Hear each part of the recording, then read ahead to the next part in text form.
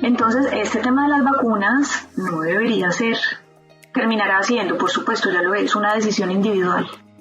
Pero el motor de la decisión debe ser la corresponsabilidad colectiva.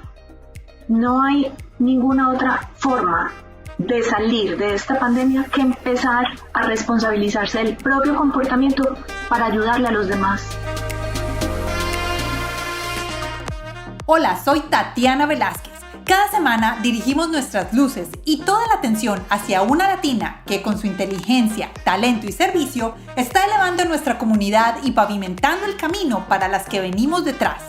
Ellas son innovadoras, empresarias, científicas, celebridades, pero sobre todo heroínas del día a día. Sus acciones, valentía y dedicación nos dicen en voz alta que como mujeres hacemos la diferencia y hoy pueden ser tus mentoras. Bienvenidas a Latinas Mastermind.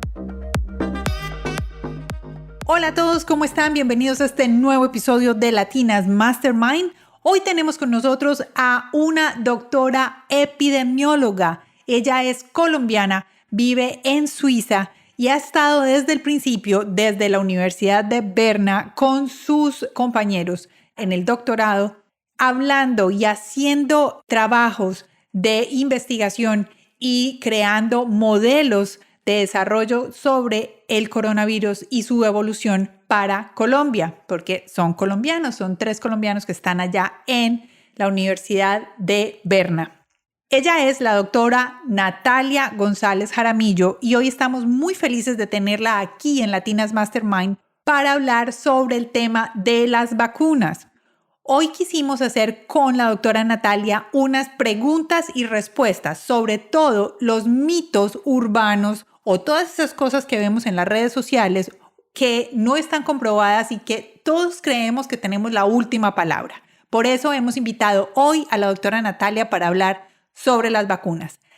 ¿De qué vas a escuchar el día de hoy? Vamos a hablar sobre la importancia de vacunarnos, qué significa la inmunidad de rebaño, qué es lo que debemos de hacer y prepararnos antes de elegir la vacuna, cuál es la vacuna, cuál es la mejor vacuna, cuáles son los efectos, qué es lo que podemos sentir después de tenerla y también vamos a hablar al final de lo que ella piensa sobre el comportamiento de nosotros como individuos acerca de la vacuna, no solo de la vacuna, sino de todo el comportamiento para cuidarnos con esta pandemia que todavía estamos viviendo, pero que está en nosotros, en nuestras manos, controlarla y salir de esto lo más rápido posible para retomar actividades.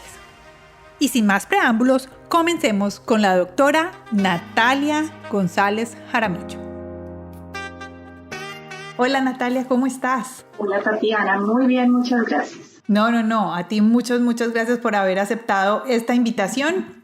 Y hoy está Natalia en Suiza, desde donde nos va a contar todas estas cosas que debemos de saber, pero como les dije, ella ha estado muy pendiente de la situación en Sudamérica y en los países en los que nos escuchan. Bueno, Nati, vamos a comenzar. Cuéntanos un poquito de ti, quién eres tú y qué es lo que haces. Yo soy una mujer de 45 años, nací en Medellín, Colombia. Tengo una familia con 2 hijos adolescentes.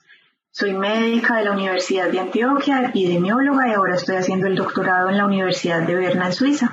Ah, perfecto. Y durante estas épocas de la pandemia yo me he dado cuenta que tú has estado muy ligada con el tema, porque pues por supuesto eres epidemióloga. Cuéntame, ¿cómo has estado tú ligada? Porque estás en Suiza, ¿has estado ligada y por qué conoces tanto de la situación de Colombia? Porque yo te he escuchado que has estado en Caracol y que has estado en otros medios de comunicación. Lo que quiero es contarle a nuestra audiencia, porque dicen, no, ella está en Suiza, pues por allá en ese paraíso tan divino, allá la situación es distinta. Yo quiero que sepan por qué tú has estado tan pendiente de nuestra situación en nuestros países. Esa pregunta se contesta con la misma dinámica de la pandemia. Así como el virus no tiene fronteras, la información tampoco. Eso nos quedó clarísimo ahora y es que el mundo es una sola cosa. Y para saber de un lugar o de un tema solo basta informarse.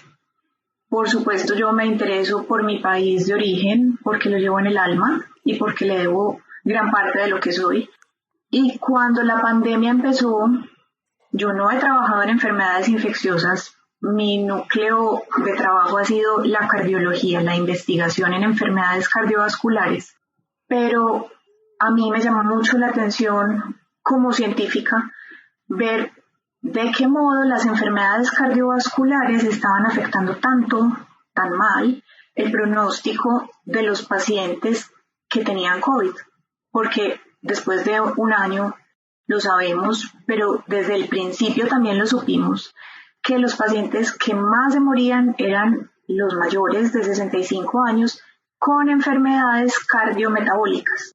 Digamos que mi acercamiento a la pandemia fue desde la cardiología. Ok. Porque además el virus entra a las células en unos receptores que están muy relacionados con el control de las enfermedades cardiovasculares. Entonces, por ahí empecé yo a preocuparme por conocer más de esta pandemia. Y por otra parte, Latinoamérica entró con cierto retraso en la primera ola. Y mientras en Europa estábamos apenas tratando de entender qué era lo que estaba pasando, los hospitales ya se habían llenado en muchas partes. En Suiza no, pero Italia lo tenemos aquí en la frontera y veíamos que allá crecían los casos a un ritmo, a una velocidad impresionante. Y mientras tanto en Colombia la gente decía es que eso está pasando en Europa.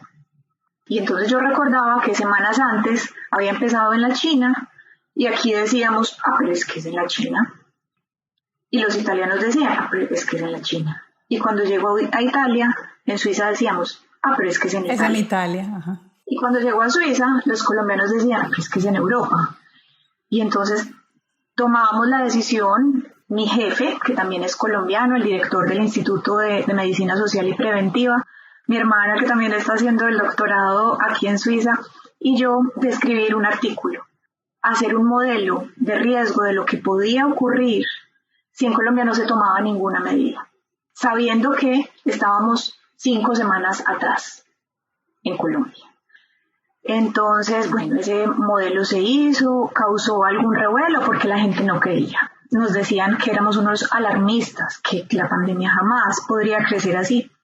Y tuvimos muchas reuniones, explicamos el modelo, cómo funcionaba, qué era lo que de verdad podía pasar, y alguien muy acertado entendió que ese no era el momento de desechar esa información, ni de ser falsamente optimistas. Y yo pienso que el país se puso las pilas, que Colombia actuó rápido y actuó muy bien, y durante mucho tiempo el virus estuvo contenido, hasta que dejó de estarlo, igual que en la mayoría de los países en todo el mundo. De manera que así fue como me acerqué.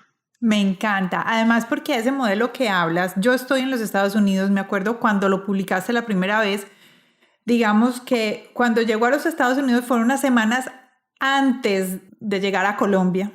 Y cuando yo ya leí ese reporte que ustedes hicieron, yo era como, esto es lo que hay que hacer, esto hay que empezar a hacerlo ya. ¿A quién se lo podemos mandar?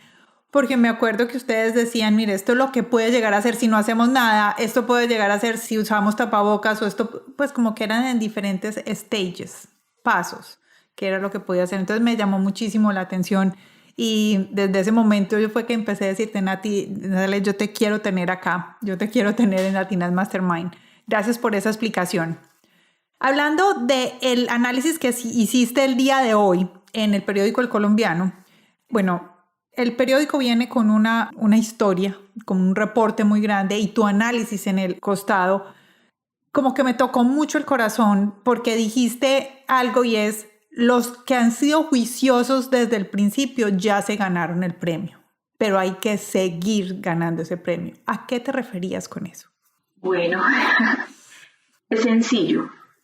A mí me preguntaron cómo se compara hoy Colombia con 65,000 muertes y 2 millones de casos con el resto de países de América. Y yo no les quise responder eso. Yo les respondí, Colombia hoy no debe compararse con nadie más. Tiene que compararse consigo mismo, porque al principio lo hizo bien y falló. Cuando lo hizo bien, todo estuvo bien. Cuando dejamos porque hablemos como humanos, sin poner el dedo en nadie más.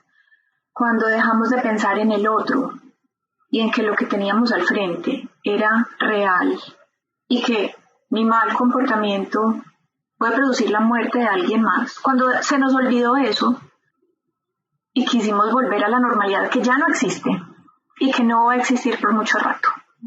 Exacto. Cuando quisimos volver a abrazarnos en fiestas, piscinas, más gente se empezó a morir. Y los hospitales se empezaron a llenar. Y en un muy mal momento, porque es el momento en que ya están las vacunas. Al principio de la pandemia, la única opción era la cuarentena, era el aislamiento. Digamos que todo el conjunto de medidas de distancia espacial, que se ha insistido mucho en decir que no es distancia social, porque debemos mantenernos unidos aún en la distancia, hay muchas herramientas para hacerlo, o sea que no es aislarnos socialmente, es aislarnos espacialmente, que la distancia espacial, la cuarentena, el uso de mascarillas y el lavado de manos, ese conjunto de medidas que se llaman medidas no farmacológicas, era la única solución posible, puesto que no había ningún medicamento ni vacunas. Pero todos los países, todos los gobiernos invirtieron en el desarrollo de vacunas de las casas farmacéuticas. Las farmacéuticas pusieron a toda su gente a trabajar todos en función de un mismo objetivo. Y es increíble no solamente tener una vacuna, sino un abanico de tantas posibilidades que compiten entre ellas porque ¿cuál de todas es mejor? Todas son supremamente buenas. Esas medidas, repito, se necesitaron al principio y tenían, digamos, unos objetivos. El objetivo era primero bajarle la velocidad al contagio.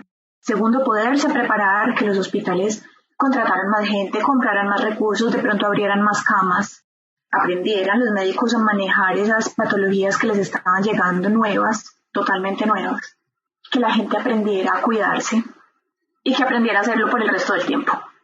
Entonces, los gobiernos cerraron, la gente quedó en sus casas, los hospitales sí se prepararon, las farmacéuticas corrieron todas a sacar las vacunas y la gente aprendió a cuidarse y después se le olvidó. Entonces, cuando estamos hoy, un año después, con tantos aprendizajes y tantas vacunas disponibles, toda la curva de aprendizaje de manejo de los hospitales, pensar que estamos viendo este panorama de otra vez un crecimiento exponencial, descontrolado, todos los hospitales llenos, la gente muriéndose en las salas de espera. Este es el peor escenario imaginable. Cuando escribimos ese artículo hace un año diciendo el peor escenario posible es este contagio exagerado, nunca se nos ocurrió pensar que el peor escenario posible fuera que un año después, cuando ya todos sabíamos qué hacer y ya teníamos más herramientas disponibles, fuéramos a estar en esta situación. O sea que se dio el peor escenario imaginable. Imaginable. Como tú lo dijiste, ahora estamos en un punto en que es diferente. Ya están las vacunas, súper controversial, muchas preguntas. Creo que hay mucha desinformación. ¿Cuáles sí, cuáles no? Bueno, muchas cosas. Algo que dijiste ahorita me llamó mucho la atención porque era una de mis primeras preguntas y es, la gente está en este momento criticando, voy a decir entre comillas, criticando que entonces la vacuna no sirve porque es que en este momento, ¿cómo así? Si ya tenemos vacuna y mucha gente se ha vacunado y ahora es donde hay muchas más personas contagiadas y muriéndose, entonces la vacuna no sirve. Eso es lo que he escuchado. Entonces me acabas de dar la respuesta y dije, pues que claro, estamos vacunando, pero ya todo el mundo dejó de cuidarse, voy a decirlo así. No todo el mundo, pero muchas personas. Lo que tú dices, fotos, todo el mundo abrazado, sin tapabocas, reuniéndose súper cerquita, bueno, todas esas cosas. Entonces, vamos a comenzar a hablar del tema más específico sobre las vacunas. Doctora Natalia, para poder explicar un poco todas esas preguntas que hay en el día a día, en todas esas conversaciones que tenemos por todos los chats y por todas las conversaciones que tenemos con los amigos y las familias. Entonces vamos a comenzar con algo y es, ¿qué significa la vacunación? Claro que no sé cuál es el porcentaje, espero que tú me lo des. Y es, ¿cuál es el porcentaje que dicen? Es que si vacunamos a este porcentaje de la población, es como si cubriéramos a todo el mundo. Entonces mucha gente está diciendo, yo voy a hacer el porcentaje que no me voy a vacunar. Yo quiero ser de esos, yo no me voy a vacunar. Yo quiero que otros se vacunen, pero yo no.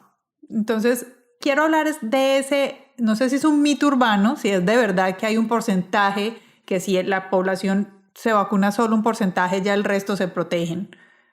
No sé cómo se llama eso. Bueno, esa es la famosa inmunidad de rebaño. Inmunidad de rebaño. Pues mira, es que el virus funciona simplemente de esta manera. Una persona lo tiene y en promedio, voy a decir que en promedio porque luego explico las excepciones. En promedio, al inicio de la pandemia, cuando una persona tenía el virus, se lo transmitía a casi 3 personas. Digamos que 3 o 2. Los estudios variaron en ese dato entre 2 y 3. Y cada una de ellas a su vez contagió a otras 2 o a otras 3 y cada una de ellas a su vez contagió. Y así es como se va multiplicando. Lo que hace la vacuna es tachar a una de esas. Cada persona vacunada, cuando hay una persona enferma que tiene al frente a 2 personas y que en teoría las contagiaría, si una de las 2 está vacunada, esta persona solo va a infectar a la que no está vacunada. Eso quiere decir que se va a disminuir la mitad la probabilidad de contagiar que tiene una persona con el virus frente a otras que están desprotegidas. ¿Estoy diciendo claro? Sí, clarísimo, clarísimo. De modo que en vez de multiplicarse a estas 2 y cada una de esas 2 a otras 2, solo una va a seguir transmitiéndolo. Y si esa una que lo va a transmitir tiene al frente a 2 susceptibles, se los va a pasar a las 2.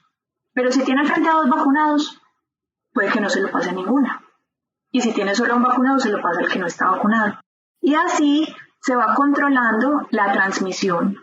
Pero para que eso ocurra, se asume, nos estamos imaginando, que el 70% más o menos de la población tiene que estar vacunada.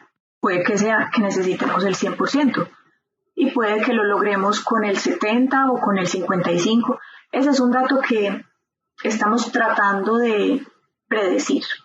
Lo importante es que cada uno piense, ¿y qué pasa si yo soy el no vacunado, que estoy frente al infectado, que no va a infectar al que tengo al lado que sí está vacunado, pero me va a infectar a mí?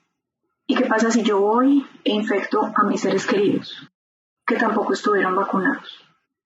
Esas son, digamos que preguntas de orden práctico. Pero las preguntas hoy yo diría que son de orden ético, porque fue un triunfo de la humanidad la ganancia de las libertades individuales, de tomar decisiones, de ser autónomos. Ese es el triunfo del hombre moderno, pues desde la filosofía se ve así. Pero no nos enseñaron que hay que pensar en los demás, más que en las libertades individuales. Que primero me tengo que sentir corresponsable de los otros. Por supuesto, todo lo que yo hago, todo lo que le pasa al otro no es mi responsabilidad. Por eso yo no hablo de responsable, sino de corresponsable. Entonces, este tema de las vacunas no debería, terminará siendo, por supuesto, ya lo es, una decisión individual. Pero el motor de la decisión debe ser la corresponsabilidad colectiva. No hay ninguna otra forma de salir de esta pandemia que empezar a responsabilizarse del propio comportamiento para ayudarle a los demás. Y es una cosa sencilla. Pero mira que yo no te estoy hablando de epidemiología, ni de ciencia, ni de números, te estoy hablando del factor humano, que es lo que está fallando en este momento. La epidemiología no falló, las casas farmacéuticas no fallaron, todas triunfaron en hacer la vacuna, todas las vacunas son buenas. Las decisiones de políticas de salud, por supuesto, han tenido fallos, pero no son la falla. En este momento, la falla es humana. Es individual. Con eso que acabas de decir, porque lo que yo he escuchado es, no, yo voy a ser inmune con la inmunidad de rebaño. Yo voy a estar inmune. Con lo que te acabo de entender, por favor, dime si estoy equivocada, es, no vas a ser inmune. O sea, sí vas a estar expuesto. Lo único es que, pues, va a haber menos probabilidades de que te encuentres con una persona que te lo pueda transmitir. No, porque ese pensamiento se multiplican los grupos de cercanos. De modo que tú probablemente no vas a estar entre un grupo de amigos súper grande y todos van a ponerse la vacuna y tú vas a ser el único que dice que cómo se pusieron la vacuna. Probablemente todos piensen muy parecido. Entonces, si tú estás en una fiesta de 100 personas y ninguno de ellos está vacunado, evento súper contagiador, todos se contagiaron. Exacto. Pero ¿por qué una inmunidad de rebaño ya se vacunó el 70% de la población? Sí, porque es que el 30% de la población estaba en el mismo lugar. Sí. Me acabas de dar la respuesta a lo que quería llegar. Y es, no se confíen, porque es que lo que ustedes tienen es, o sea, no es que queden inmunes, porque es que todo lo que pasa alrededor de ustedes no saben quiénes están vacunados, quiénes no, pues no sabes qué es lo que pasa alrededor. Entonces, esa es la primera respuesta a esa primera pregunta, digamos que sea, ese primer mito urbano que he tenido. Dijiste que eso tenía excepciones. ¿Cuáles son las excepciones? La excepción a que cada persona contagie en promedio a 2 personas es que hay personas súper contagiadoras y se ha tenido noticia de que una sola persona ha llegado a infectar hasta 100. 100 en un solo evento, que son los famosos eventos súper contagiadores. Los conciertos, salas cerradas, bares. Nosotros acá en Suiza tuvimos en la segunda ola la noticia de que una persona fue en una noche a 10 bares. Y contagió. Y puso a 400 en cuarentena. Ok. Una sola persona. Oyentes, escuchen. ¿Cómo se sentirían ustedes si ustedes esa persona que puso a 400 en cuarentena y que no, de pronto no vas a saber el resultado de esas 400 personas? Yo creo que ahí es donde está el individuo, el pensamiento de actuar como en comunidad. Bueno, Nati, vamos a hablar de las vacunas. Ahorita dijiste, todas son buenas. Todas son buenas. La que te pongan. Exacto, la que te ponga y la que te toque. Entonces, ¿qué hay que pensar en el momento de tener la vacuna? Hay que hacer investigación, hay que hablar con tu médico, preguntarle cuál es la mejor para ti. Algunas tienen pros, otras tienen contras.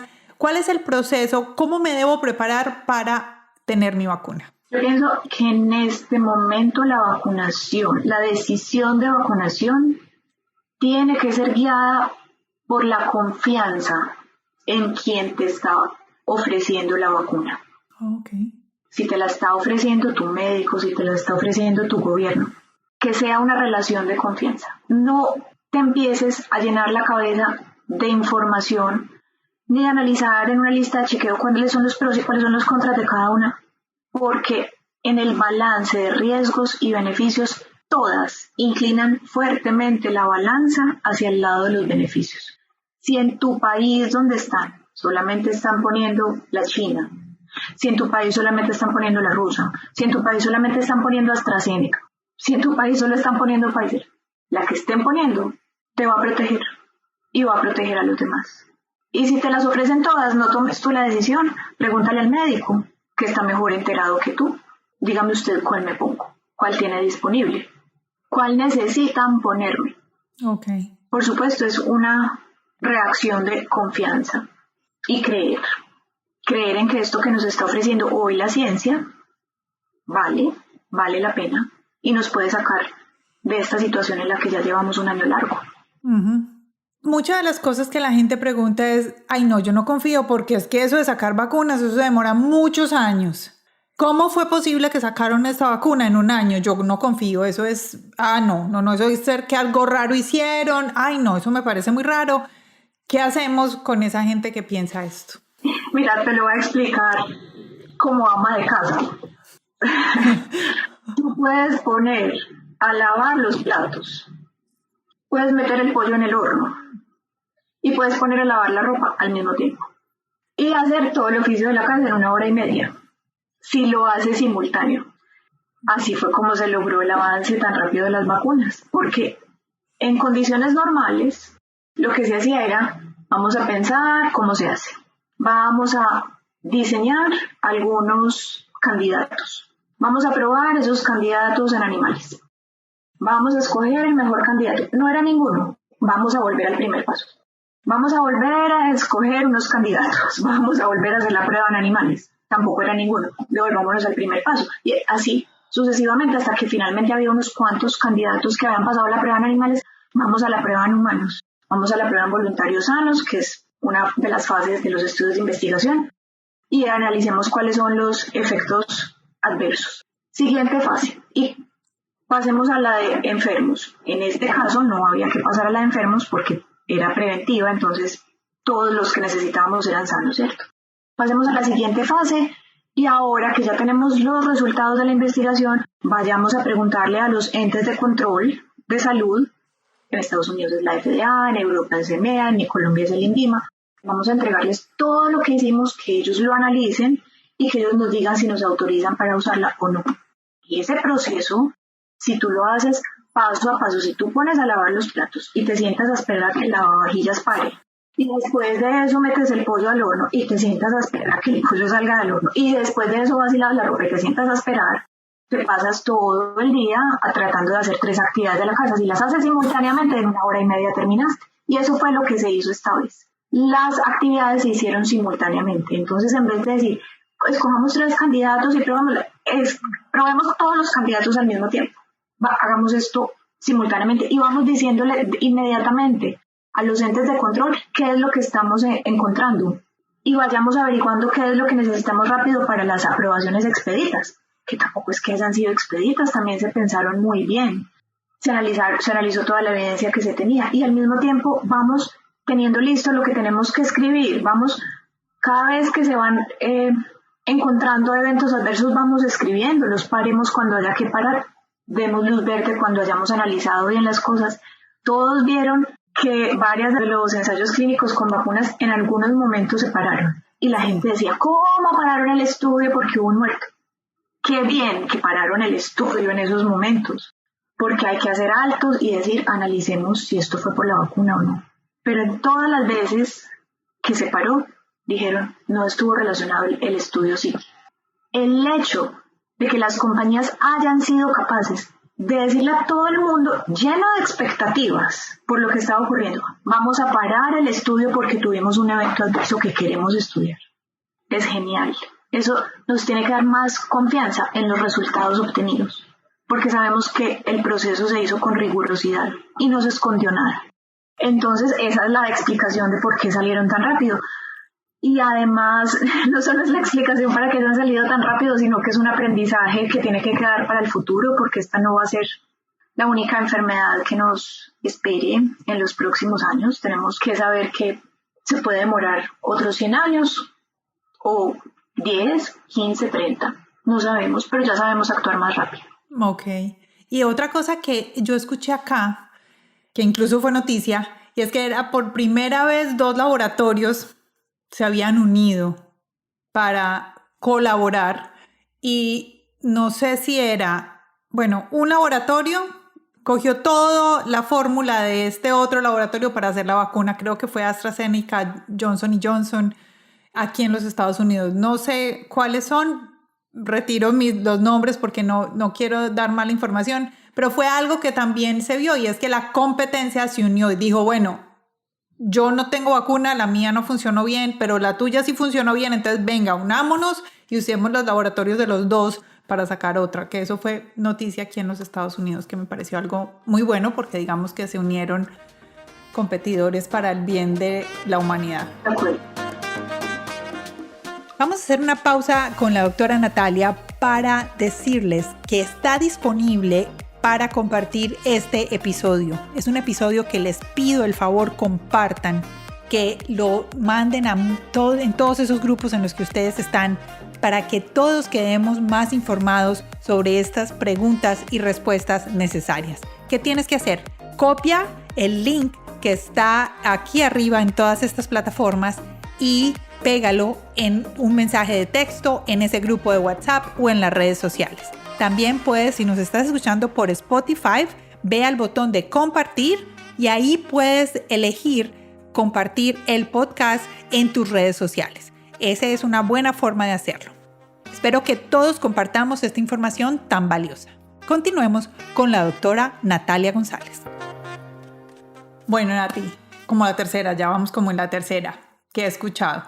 Yo estoy súper saludable. No, yo no siento nada. En mi casa somos todos súper saludables. Yo ni siquiera me vacuno contra el flu o contra la gripe. Influenza, ajá. De la influenza. Yo nunca me he puesto vacunas.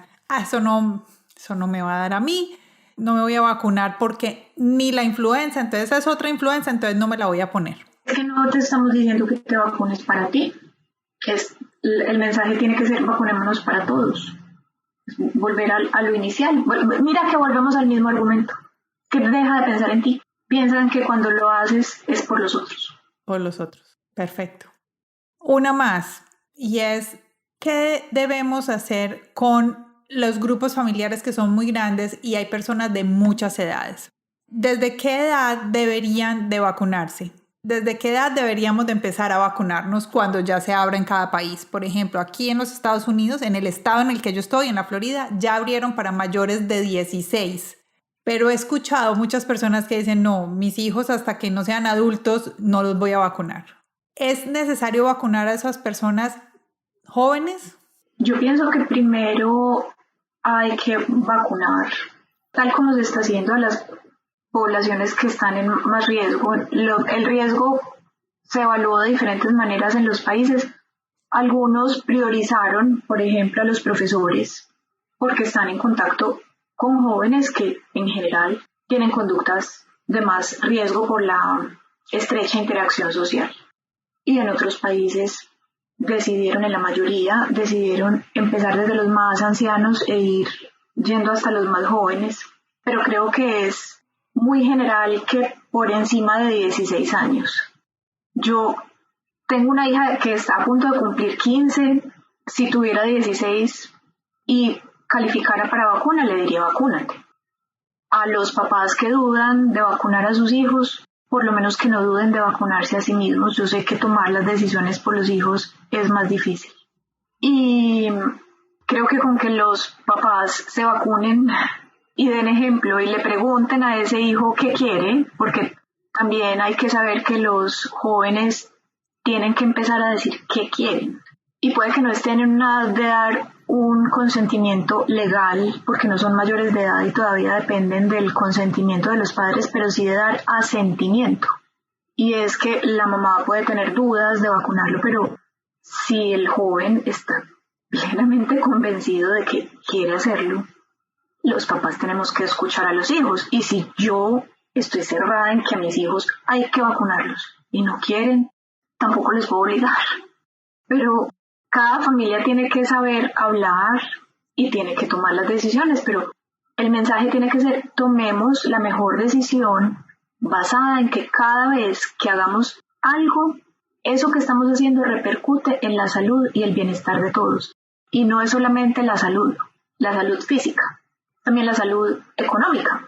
Porque cuando tienen que cerrar otra vez todo un país porque no nos cuidamos, no es el gobierno que cerró los bares el que está causando un daño económico. Fueron los que no se cuidaron, que llevaron a esa situación tan extrema que hubo que volver a cerrar, los que causaron el daño económico. ¡Boom! ¡Boom! Acabas de echar una de esos que uno dice, claro, son esos puntos en los que nosotros no escuchamos y le echamos la culpa a los gobiernos, pero el gobierno no se fue para los bares, como dices tú, tienes toda la razón. Bueno, lo digo, hay gente del gobierno que se ha ido a los bares y los han hecho renunciar. Ah, sí, claro. Sí, claro que sí, ¿no? Y dirigentes que durante cuarentena terminaron en la playa, fotos en la playa y, a ver, un momento, no estábamos en cuarentena, pues. Entonces ahí tuvieron sus problemas. Hablando de los niños, ¿cuándo crees que se va a poder vacunar a los más pequeños? No sé, cuando los estudios estén listos, porque no hay excepciones. No hay excepciones en el deber ser. El deber ser de un nuevo producto farmacéutico es que tiene que pasar por todas las fases de investigación. Lo que funciona en adultos no necesariamente funciona en niños. Y por esa razón, en muchos países ya están haciendo los ensayos clínicos en población infantil. ¿Cuándo se puede abrir? Solamente cuando estén listos todos los resultados, no antes. Y estoy segura de que así va a ser. Eso no lo van a abrir antes sin tener toda la información a la mano. Si eres un padre de familia que tienes niños menores de 16 años, bueno, digamos mucho más jóvenes, ¿Qué les dirías a esos padres para cuidar a sus hijos cuando ya sea el momento de regresar al colegio? O sea, de lo que he aprendido desde que estoy hablando contigo, yo les diría a ellos, miren, vacúnense ustedes primero, sean ustedes los padres los primeros que tienen que vacunarse para que cuiden de sus hijos y para que sus hijos no vengan y se los transmitan a ustedes. Es como pensar como en esa doble acción familiar. Es que, claro, a mí me llama la atención es porque a mí a veces se me olvida que hay niños que todavía no han vuelto a los colegios. Donde yo estoy, los niños estuvieron 15 días encerraditos. Estuvieron aquí haciendo sus tareas y a los 15 días empataron con unas vacaciones. Con estas vacaciones de primavera, otras 2 semanas, fue un mes. Pero 2 meses fueron de estudio en casa, 2 meses de vacaciones y al mes volvieron y después de eso nunca volvieron a cerrar los colegios. Okay. Y funcionó. Fue lo primero que abrieron y no se dispararon los casos. La gente seguía en una especie de lockdown más o menos flexible, niños en los colegios, interactuando como los niños interactúan, padres de familia cuidándose, profesores cuidándose, profesores con mascarilla. Abrieron el almacén Stati, nada pasó.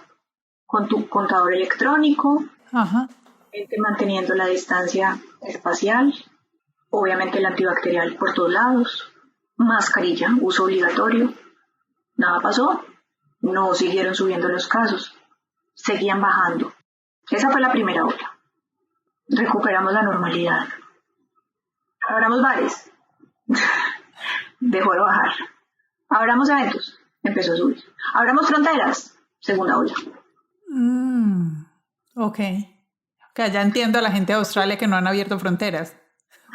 Sí. Sí, ya. Ese es un caso exitoso, absolutamente exitoso de manejo de la pandemia.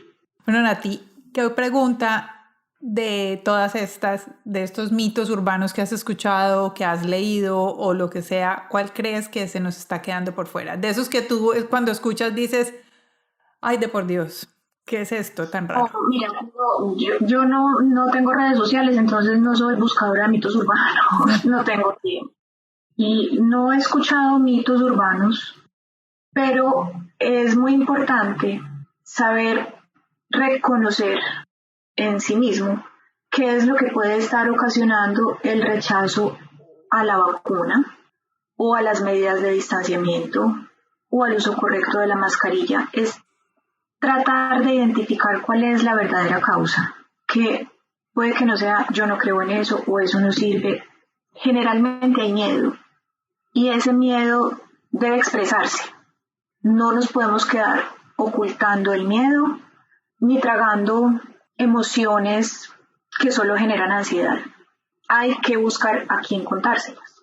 Probablemente la persona más adecuada sea el personal de la salud. Tratar de hablar con personal de la salud, de enfermería o médicos, qué es lo que yo pienso que me va a dar con la vacuna si me vacuno, que estoy teniendo tanto miedo.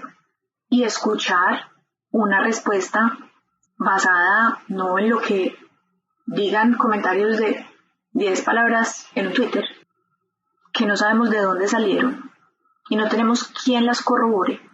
Y sí, en cambio, escucharlas de esa persona que tengo al frente, que ha dedicado años enteros de su vida a estudiar juiciosamente los temas, así sea un tema nuevo, ya tiene la estructura de pensar en cómo es que se entienden las enfermedades, la salud, los efectos secundarios de los medicamentos y vacunas.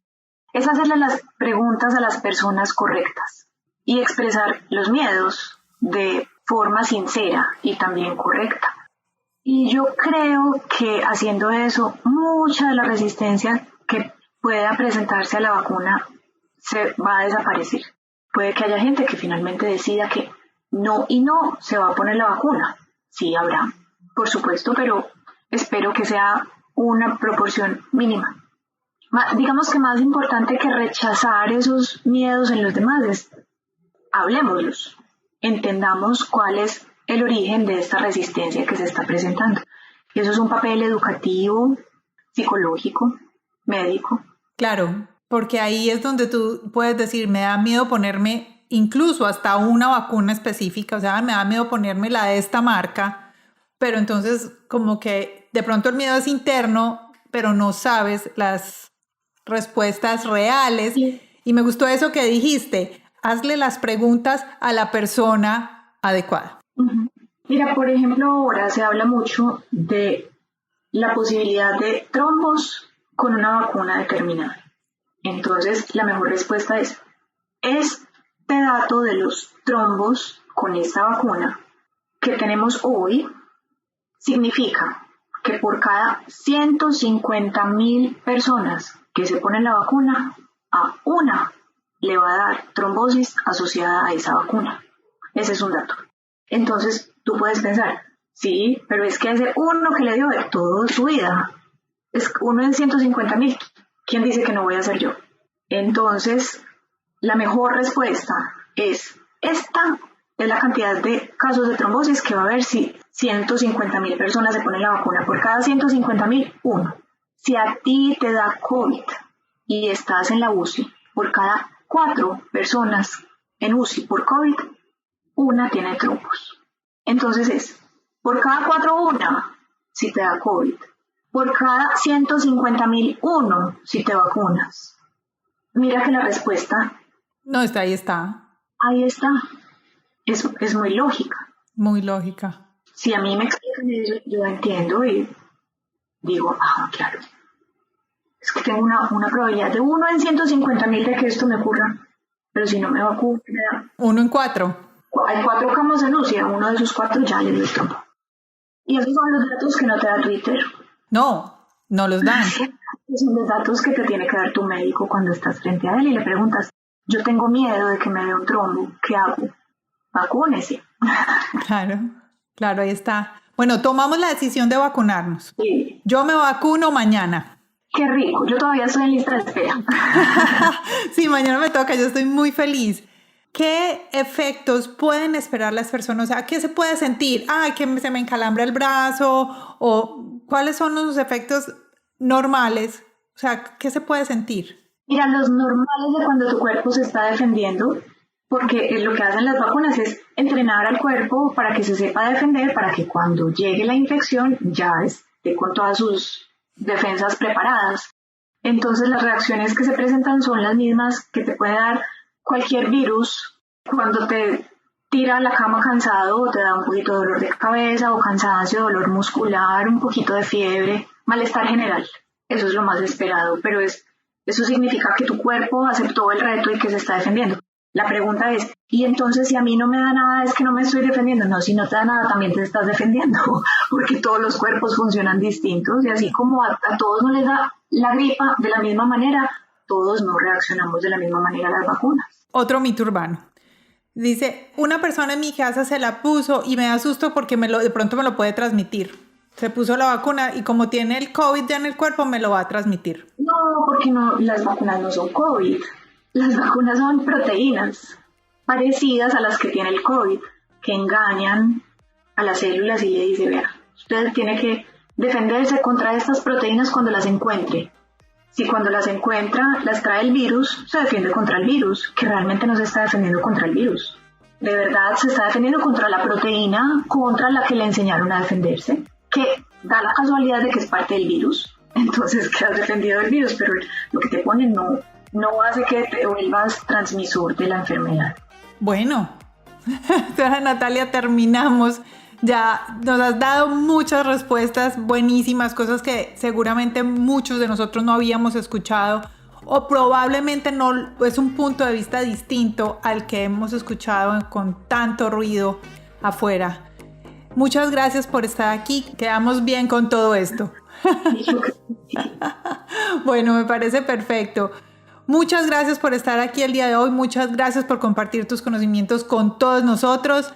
Espero que ustedes que nos están escuchando el día de hoy puedan tomar una decisión educada para poderse vacunar. Recuerden, entre más personas nos vacunemos, vamos a poder colaborar a toda una sociedad que está no solo para nosotros en nuestra casa, sino alrededor en todo lo que nosotros hacemos, y continuemos cuidándonos. Ahí está mi pregunta, esa es la pregunta que me queda. Después de que me aplico la vacuna, ¿tengo que seguir teniendo el distanciamiento espacial y seguir poniéndome la máscara? Tenemos que seguirnos cuidando igual hasta que este virus haya desaparecido. No podemos relajar las medidas. Todo igual. Sí. Bueno, ahí está. Esa era mi última pregunta. Y sí, ahora sí, vamos a despedirnos. Muchísimas gracias a todos ustedes. Gracias por estar aquí en Latinas Mastermind. Recuerden, pueden compartir este episodio, que es un episodio muy importante. Vayan a esa plataforma donde nos están escuchando, copian y peguen el link. Lo pueden transmitir por redes sociales, por WhatsApp, por mensaje de texto. Todos esos links son muy útiles, y con toda esta información que nos dio la doctora Natalia González Jaramillo el día de hoy, vamos a darle una información adicional a esas personas que nosotros queremos mucho y que queremos que todos estén bien informados. Doctora Natalia, muchas gracias. A ti. Chao. Chao.